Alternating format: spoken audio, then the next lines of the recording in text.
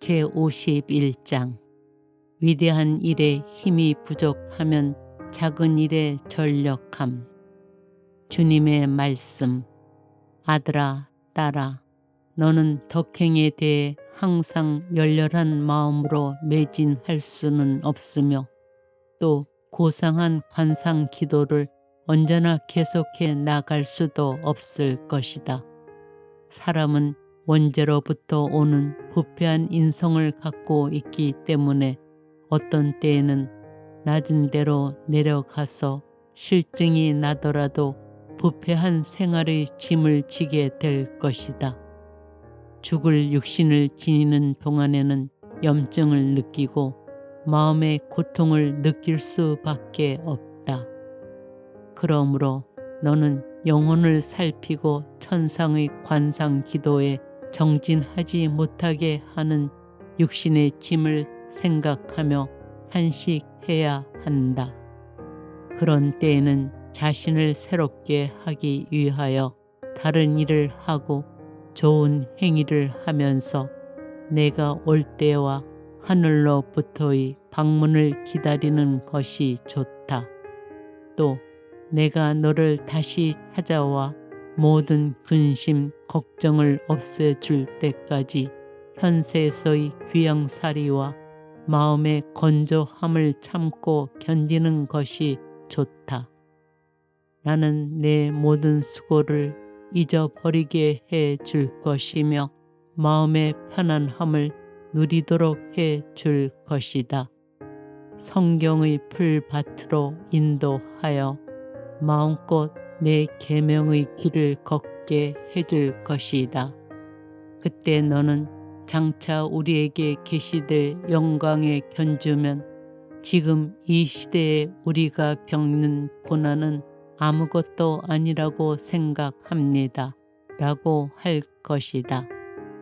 제52장 위로보다 벌 받는 것을 마땅하게 생각함. 제자의 말. 주님, 저는 당신의 위로를 받기에 부당하고 당신께서 제 영혼을 찾아주시는 것도 너무 죄송합니다. 그러므로 아무런 위로도 없이 저를 불쌍하게 내버려 두시는 것이 당연합니다. 제가 바닷물만큼 눈물을 흘릴 수 있다 해도 당신의 위로를 받기에는 합당치 못합니다.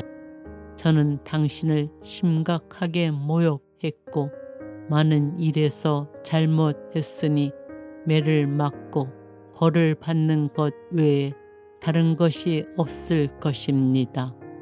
그러므로 당신의 공정하신 잣대로 판단하신다면 제게는 아주 작은 위로조차도 받을 자격이 없습니다. 그러나 인자하시고 자비로우신 하느님, 당신께서는 당신 종에게 그의 공로 이상으로 또한 사람의 판단 이상으로 위로를 내리시고자 또한 자비 그릇에 당신의 풍성한 선함을 보여주시고자 당신의 구원 사업이 흐트러지지 않게 하실 것입니다. 당신의 위로는 사람의 말과는 전혀 다릅니다. 주님, 제가 천상의 위로를 받을 만한 일을 한 것이 무엇이 있습니까? 제가 잘한 것이 있다고 기억하지 못할 뿐더러 저는 어느 때나 악습에 기울어지고 회개하는데 항상 게을렀습니다. 이는 너무나 분명하여 제가 부정할 도리가 없습니다. 제가 다르게 말한다면 당신께서는 즉시 거슬러 일어나실 것이며 그리하면 저를 변호해 줄 사람이 하나도 없게 됩니다.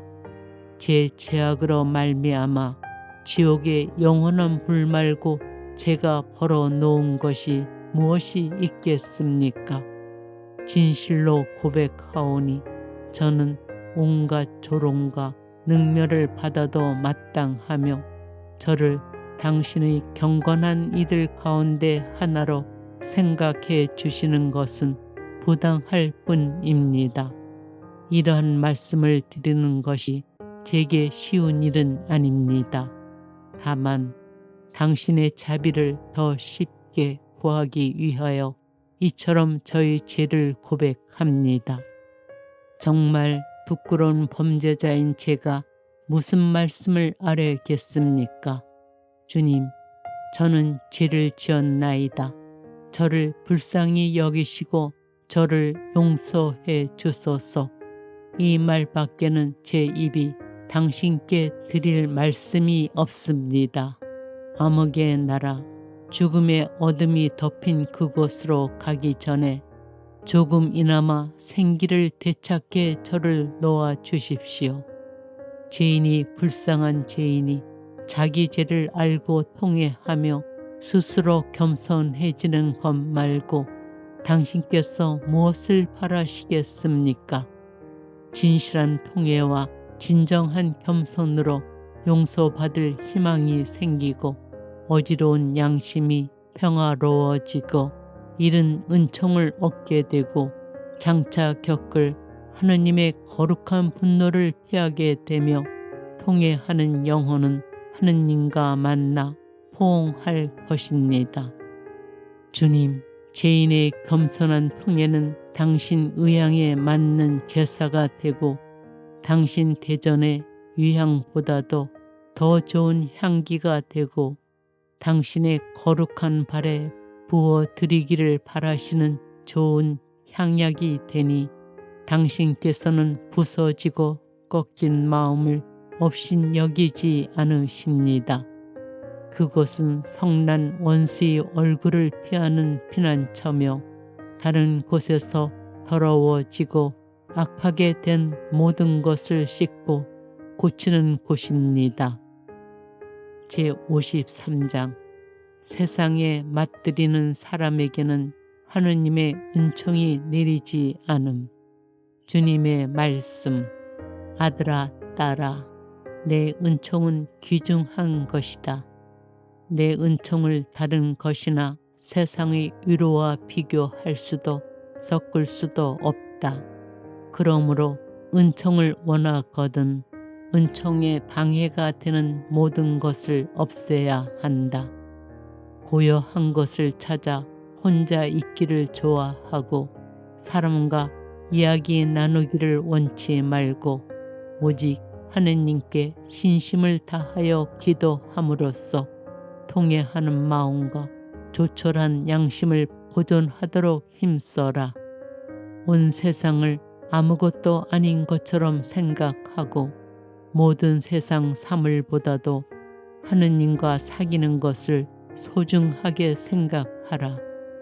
내가 나와 가까이 지내면서 동시에 지나가는 세상의 것을 즐겨 누릴 수는 없다.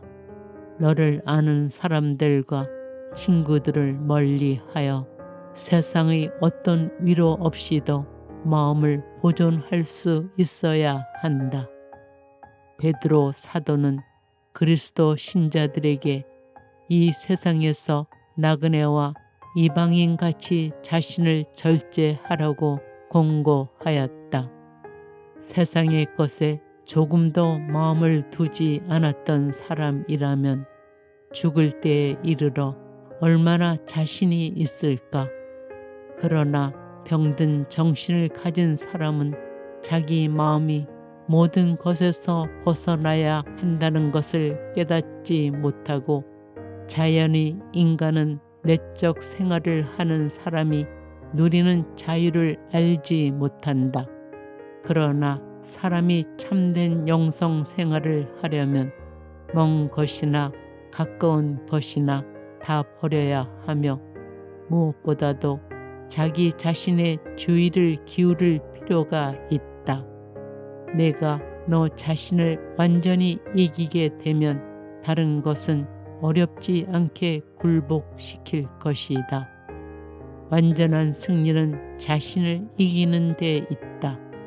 무슨 일에든지 육정은 이성에 또 이성은 내게 복종하도록 해라.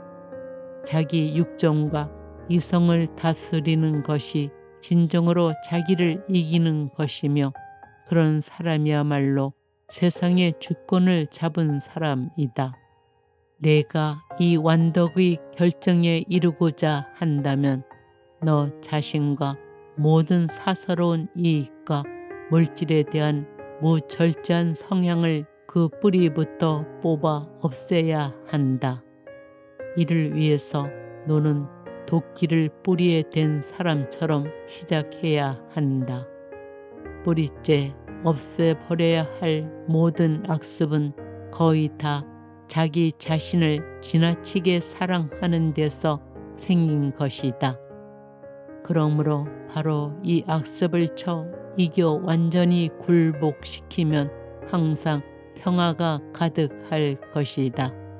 그렇지만 자기에 대하여 완전히 죽고 또 자기를 완전히 초월하여 나아가려는 사람은 많지 않다. 오히려 많은 사람들이 자기 자신한테 얽힌 채 앞으로 나아가지 못하고 자기를 벗어나 거룩한 세상으로 오르지 못한다.